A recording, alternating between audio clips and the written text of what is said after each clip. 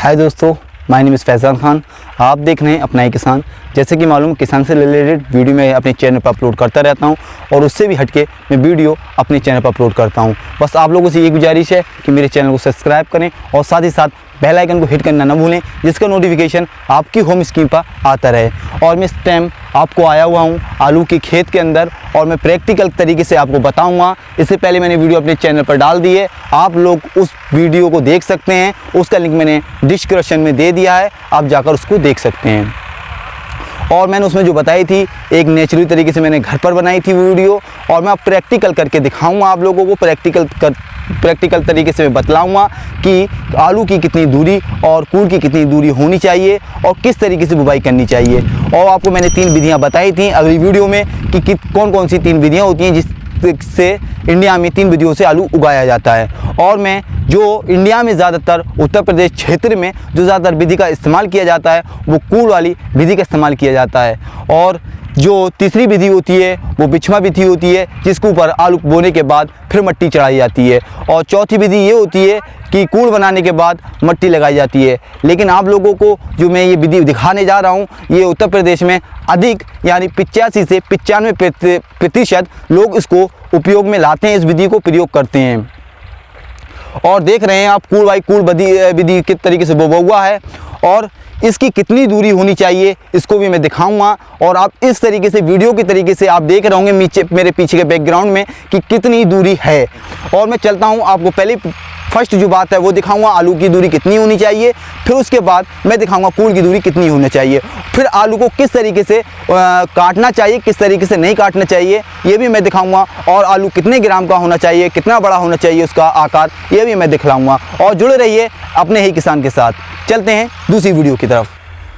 देखिए दोस्तों, ये कूल बाई कूल हैं और जैसे बुबे हुए हैं, ये उत्तर प्रदेश में अधिक तादाद में इस तरीके से इस विधि का उपयोग किया जाता है। और मैं आपको दिखाने चल रहा हूँ आलू की दूरी 20 से 25 सेमी जो मैंने बताई थी उसके अनुसार है या नहीं। और ये मेरा अपना ही खेत है, मेरे चचेरे भाई का खेत है और मैं दिखा रहा हूँ आपको खोद कर भी।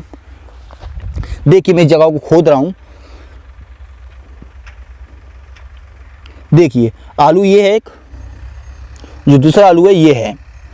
आप इसकी दूरी देख सकते हैं, इसके अनुसार यानी एक बिलान के अनुसार ये 20 से 25 सेमी की दूर पर तय कर सकते हैं। और आपको मैंने खोद के दिखा दिया निश्चित समय दूरी पर कितनी दूरी होनी चाहिए आलू की, वो मैंने आपको दिखा दी। अब कूल बाई कूल की दूरी दिखाने जा रहा हूं, क्योंकि मैं इस वक्त इंची टेप नहीं लाया हूं। इंची टेप के अनुसार मैं आपको दिखा सकता था, मैं घर पर भूल गया हूँ। और आप देख रहे हैं, इसको मैं मिट्टी से ढक देता हूँ।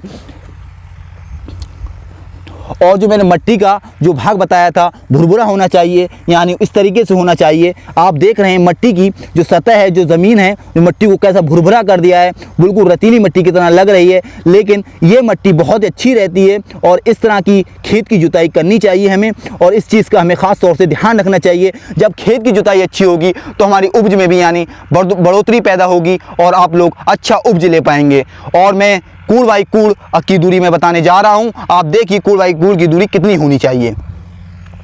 क्योंकि मैं इंची टेप नहीं लाया हूं, आपको पहले बता चुका हूं, लेकिन मैं इसको बिलान के अनुसार नाप के दिखा रहा हूं। ये यानी 3 बिलान है, 3.5 बिलान तकरीबन। ये आपकी ये 45-60 सेमी दूरी होगी तकरीबन, होगी नहीं है। और आप लोगों से इतनी दूरी पर कूल बाई कूल की दूरी होनी चाहिए। और आप जिस मशीन से लगवा रहे हैं उसके मशीन के पार्ट्स देख लेना चाहिए कि कितनी दूरी पर आलू वो छोड़ रही है। ऐसा ना हो कि हम पूरा खेत बोने के बाद उस चीज़ को देखें और फिर हम उस चीज़ को कुछ नहीं कर पाएँ, सही ना कर पाएँ। इसलिए आपको पहले मशीन को चेक कर लेना चाहिए, मशीनरी कैसी है और जो जिससे आलू बुभ रहा है वो मशीनरी कैसी। और कूल बाई कूल की मैंने दूरी दिखा दी, मिट्टी कैसी होनी चाहिए ये भी मैंने बता दी। और जो अंदर बीज गिरा हुआ है वो कितनी दूरी पर गिरा हुआ है ये भी मैंने बता दिया। अब जो है दूसरी चीज़ मैं बताने जा रहा हूँ, ये बताने जा रहा हूँ कि आलू की कटाई कैसी करनी चाहिए, कितनी मात्रा में करनी चाहिए और किस तरीके से काटना चाहिए। चलो चलता हूँ अपनी उसके तरफ। दोस्तों मैं आ गया अपने आलूओं की तरफ को। मैं बताने जा रहा हूँ कि आलू कितना काटना चाहिए, कितने साइज़ में नहीं काटना चाहिए। और मेरे सामने जो बैठे हुए हैं, चचा बैठे हुए हैं, इनसे पूछूंगा ये कौन सी कंपनी का बीज लगा रहे हैं और कितने आकार में काटना चाहिए। मैं पहले वीडियो में बता चुका हूँ, लेकिन अभी प्रैक्टिकल के थ्रू बताऊँगा। आप देख सकते हैं ये मेरे पास जो आलू है इसका तकरीबन 30 से 35 ग्राम वज़न होगा। और मैंने इतना वीडियो में बताया है 30 से 35 ग्राम आलू का साइज़ होना चाहिए और अच्छे आकार में होना चाहिए और अच्छी कंपनी का बीज होना चाहिए। और आप ये देख सकते हैं इस पर कितने अंकुरित आँखें हैं जो अंकुरित होंगी और अच्छे कल्ले देंगी और आपको अच्छी उपज प्राप्त करेंगी। और मैं इनसे पूछने जा रहा हूँ चचा से कि कौन सा बीज है। चचा कौन सा बीज है ये चिप्सोना 1। चिप्सोना 1 लगा रहे हैं ये, और कुछ नया लग रहा है। और कुछ नया है। नया कौन सा? ITC का नया आलू। ITC कंपनी का नया आलू। जी आपने एक आध बार पहले बो चुके हो कि फर्स्ट बार आलू बो रहे हैं आप? ये पहले एक बार और रख दिया है। एक बार और रख दिया है। उसकी पैदावार कितनी हुई है? 50 कट्टे की। 50 कट्टे बीघा है। और यहाँ पर चच्चा होता है 63 एरी का बीघा माना जाता है। जो यहाँ पर होता है 63 एरी का बीघा होता है। यहाँ पर ये बता रहे हैं तकरीबन एक बीघे में 50 कट्टे निकले थे और अच्छी उपज थी इनको प्राप्त हुई थी। और उसमें आपको घाटा तो नहीं हुआ था? और आप कितनी साल से आलू कर रहे हैं ये? 40 साल से। 40 साल से। और जो दूसरा जो बीज बोया नया वो कितनी साल से आप उसको लगा रहे हैं? वो लगा रहा 8-7 साल से। 8-7 साल से। तो यानी दोनों बीज अच्छी हैं, यानी आप लोग भी इस बीज का इस्तेमाल कर सकते हैं और अच्छी उपज देने वाले हैं। और जो चच्चा बता रहे हैं इसमें घाटा मुझे नहीं हुआ है आज तक, लेकिन और कुछ नुकसानात आए हैं आपके सामने ना? इनके सामने जो आलू ये दोनों बीज लगाए हैं इसमें कोई भी नुकसान इन्होंने नहीं मिला। और आप लोगों से बस यही गुजारिश है कि मेरी जो वीडियो बनाने का मकसद है आपको लोगों को यही बताने का है कि कौन सा बीज अच्छा है, कौन सी कंपनी का बीज अपने खेत के अंदर गिराएं और अच्छी उपज प्राप्त कर पाएँ। और इसमें दूसरे में शख्स से बात कराने जा रहा हूँ, वो मेरे सामने है याकूब भाई। उनसे कुछ सवालात करूँगा, वो जवाब देंगे आपको। चलता हूँ उनकी तरफ को। होलू भाई आप आलू जो लगा रहे हैं कितने बीघे में लगा रहे हैं? ये करीब 10 बीघे आलू लगा रहे हैं। 10 बीघे आलू लगा रहे हैं आप। तो इसमें जो बीज की मात्रा डाली है और जो खाद की उर्वरक की मात्रा डाली है वो कितनी डाली है आपने? खाद करीब 1.5 कट्टा बीघा। 1.5 कट्टा बीघा खाद। पोटास की 1 कट्टे की पोटास। 1 कट्टे की पोटास। और DAP मिक्सचर मिला के 1 कट्टे की DAP। 1 कट्टे की DAP।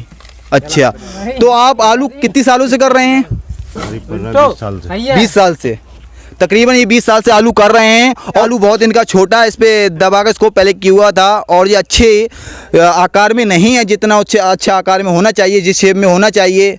क्योंकि हमें जो मैंने बताया था उस पहली वीडियो में, जो आलू हो सही आकार में होना चाहिए, अच्छा और फ्रेश आलू होना चाहिए। क्योंकि ये फसल हम जो बो रहे हैं बहुत ही लागत और अच्छी उपज अच्छे पैसे लेने वाली फसल होती है। और हम इसमें अच्छा बीज ना लगा पाएँ तो हम अच्छी उपज नहीं ले पाएंगे, क्योंकि साल में एक ही बार बोते हैं इसको। अपनी ज़रूरत के हिसाब से बो सकते हैं। बस मैंने ये बताया लोग कौन सी वैरायटियाँ बो रहे हैं अपने खेतों के अंदर और कितनी उपज दे रहे हैं। और मैं आपको ये भी दिखाऊंगा कि खेत के अंदर किस तरीके से खाद बिखेरना चाहिए, कितनी मात्रा में बिखेरना चाहिए और बिखेरने का सही तरीका क्या है। चलते हैं खाद की तरफ को। दोस्तों मैं जहाँ खाद बिखेर रहा है, मैं खाद के खेत में आ गया हूँ और यहाँ पर लोग खाद बिखेर भी रहे हैं।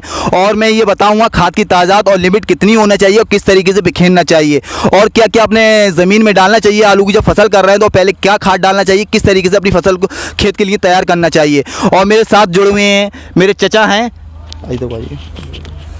चचा मैं आपसे ये पूछना चाहता हूँ खाद की मात्रा आपके पहले खेत कितनी बीघे है? इसमें हम जो है 1 हेक्टेयर में 200 जो है नाइट्रोजन और फास्फोरस 100 और 100 जो है पोटेशियम के हिसाब से डालते हैं। पोटेशियम के हिसाब से डालना है।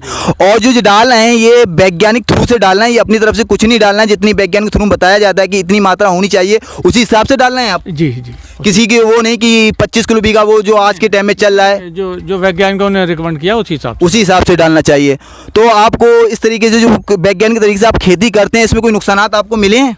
इसके फायदे होते हैं, नुकसान क्या होंगे इसके? तो नहीं, बहुत से लोग सोचते हैं इस तरीके के नुकसान होते हैं। आज के टाइम में देखता हूं कि खेतों में 250 ग्राम बीज डालने के बजाय कहते हैं 300 ग्राम बीज डाल दिया जाए, अच्छी उपज देगा और क्या नाम है नराने के बाद ख़त्म कर दिया जाएगा। इस तरीके से नहीं होना चाहिए। जितनी साइंस बता रही है आपको, जितनी लिमिट बता रही है उसी लिमिट में खेत के अंदर बीज डालना चाहिए। और ज़्यादा डालने पर भी नुकसान होते हैं, लेकिन उसके लिमिटेड बीज डालेंगे उसके बिल्कुल नुकसान नहीं होंगे।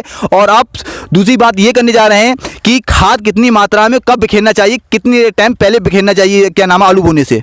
आलू बोने 24 घंटे पहले हम खाद, उसके बाद रूटावेटर से जुताई कर देते हैं और उसके बाद 24 घंटे के बाद उसके जर्मिनेशन के लिए हम दवा छिड़क देते हैं आलू पे।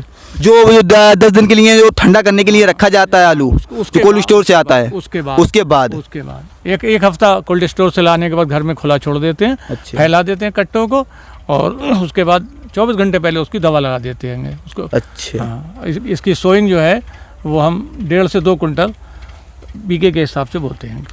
तो मैं चाचा ये पूछना चाह रहा हूँ, जो खाद की शक्ल में आप क्या क्या उर्वरक ले रहे हैं, पोटास, सल्फर, डाईपोर, क्या क्या क्या ले रहे हैं आप? क्योंकि नाइट्रोजन हम डीएपी से और यूरिया से लेते हैं। और अच्छा। डीएपी से हमें फास्फोरस भी मिल जाता है साथ में। अच्छा। और पोटेशियम के लिए हम एमओपी म्यूरेट ऑफ पोटाश का इस्तेमाल करते हैं जी। तो आपने देखा इन्होंने से आपसे जो नॉलेज मिली है, मुझे आपको रिकमेंडेड करना है यही कि अपने खेत के अंदर जो डालें खाद की मात्रा वैज्ञानिक थ्रू के हिसाब से डालें, जितनी डालनी चाहिए, अपने तरीके से ना डालें और दूसरों की लोगों की राय देके हुए ना डालें कि भाई इतनी डालने उतनी डालने, क्योंकि आप लिमिटेड उसमें डालेंगे तो अच्छी उपज ले पाएंगे। कोई भी आप एक एग्जाम्पल के थ्रू अगर आपको बेलिमिटेड खाना खिलाया जाए वो आपको जिस्म को नहीं लगेगा, सिर्फ नुकसान देने के अलावा वो आपको कुछ नहीं करेगा। वक्ती तौर पर आपका पेट भर देगा, आपको सुकून मिल जाएगा कि मैंने खेत में ज़्यादा खाद डाला, अच्छी उपज देगा, लेकिन हालांकि ऐसा नहीं होता है। पौधे को जितनी ज़रूरत है खुराक की वो उतनी लेगा, बाकी एक्स्ट्रा रहेगा उसका वो मिसयूज़ हो रहा है। अगर हम ज़्यादा इस्तेमाल कर रहे हैं तो मिसयूज़ हो रहा है। हमारी जितनी खुराक है हम उतना ही भोजन लेंगे, बाकी तो पड़ा रह जाएगा। ठीक है, आपने इनसे बताया।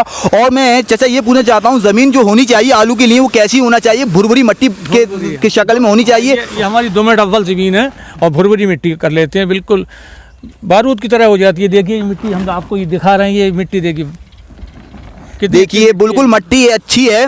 इस देख रहे हैं आप जैसे कि ये बिल्कुल रतीली टाइप की लग रही है, रतीली टाइप की नहीं, टोमट मिट्टी बता रहे हैं, टोमट अव्वल मिट्टी बता रहे हैं, जो मैंने अगली वीडियो में बताया था। अच्छी उपज के लिए अच्छी रहती है और ये उत्तर प्रदेश में अधिकतर पाई जाती है। और ये देख रहे हैं इस तरीके से ना हो जैसे कि कहीं पर रह गए कि खेत में बहुत से लोगों के डेले रह जाते हैं, जिससे कि आलू नहीं छुप पाता, उसकी नमी उड़ जाती है और उससे अच्छी उपज नहीं ले पाते हैं और अपना आलू अच्छे तरीके से अंकुरित नहीं हो पाता है। और अंकुरित होने के लिए इनसे पूछता हूँ कि किस दवा का क्या नाम है, कैसे क्या करना चाहिए? जो डेला दिखाया भी हम इसकी रूटावेटर जुताई कराएंगे, ये डेला नहीं रहेगा क्योंकि अभी इसमें जो खाद को मिलाया जाएगा ज़मीन में, तो अच्छा ये मिट्टी भी ये भी हल्का हो जाएगा। देखिए ये भी बिल्कुल ऐसी हो जाएगा जैसे नजर आ रहा है आपको। तो आप देख रहे हैं इस क्या नाम है खाद की घनु मिलोनी हो जाए और अच्छी उपज दे पाए। और मैं ये बताना चाहता हूँ, देख सकते हैं आप में खेत में ये बच्चे हैं खाद बिखेर रहे हैं और ये बिखेर रहे हैं। और कितनी तकरीबन कितने भाई आप कितनी उम्र से बिखेर रहे हैं खाद? आप मजदूरी करते हैं? अच्छा मजदूरी करते हैं। मजदूरी में आप कितना कमा लेते हैं? मजदूरी में कितना कमा लेते हैं? 500-600 रुपये। अच्छा 500-600 रुपये कमा लेते हैं। तो आपकी ज़मीन नहीं है, इसका मतलब आप दूसरों की ज़मीनों में काम करते हैं। अच्छा, तो मजदूरी आपको एक दिन में कितनी मिल जाती है? दिहाड़ी 300 रुपया, ठेका लो 500-600। अच्छा, ठेका 500-600 मिल जाता है, दिहाड़ी 300 रुपया मिल जाती है। तो आप क्या नाम है खाद अच्छे तरीके से बिखेर लेते हैं। लोगों को बता देंगे कि खाद की मुट्ठी किस तरीके से बनाई हो, कब खोलनी चाहिए? जब जैसे बीज बोते हैं तो जी 3 मुट्ठी में ऊंचा चाहिए ना किसी अच्छा। तो बीज सही बिखरेगा। अच्छा और ये भी है आलू में पड़ रही है तो आराम से बिखेरो, नीचे हाथ मार के। अच्छा, और डीएपी अगर आलू में डाल रहे हैं उगने के बाद उसकी नीचे सतह से बिखेरना चाहिए क्योंकि चारों तरफ फैले। और मैं ये बता रहा हूँ मुट्ठी को कितनी बार में छोड़ना चाहिए? आलू वाले खेत 2 बार में। अच्छा, आलू वाले खेत के अंदर 2 बार मुट्ठी छोड़ना चाहिए क्योंकि खाद की मात्रा ज़्यादा होती है। और अधिक फसलों में फसलों में जैसे फसल में लगा रहे हैं तो 3 मुट्ठी में जाता है खाद। अच्छा, और किसी फसल में आप लगा रहे हैं खाद उसमें 3 मुट्ठी के अनुसार खाद बिखेर सकते हैं। आप लोगों से बस गुजारिश है कि मेरे चैनल पे इस तरीके से जुड़े रहें और इस तरीके की इन्फॉर्मेशन मेरे चैनल पर मिलती रहती है। बस आप लोगों से गुजारिश है कि मेरे चैनल को सब्सक्राइब करें और साथ ही साथ बेल आइकन को हिट करना ना भूलें, जिसका नोटिफिकेशन आपकी स्क्रीन पर आता रहे। और आप लोगों ने मेरे चैनल को पहले से फॉलो कर रखा है और लाइक करें वीडियो को एंड शेयर करें। फिर मिलते हैं अगले वीडियो।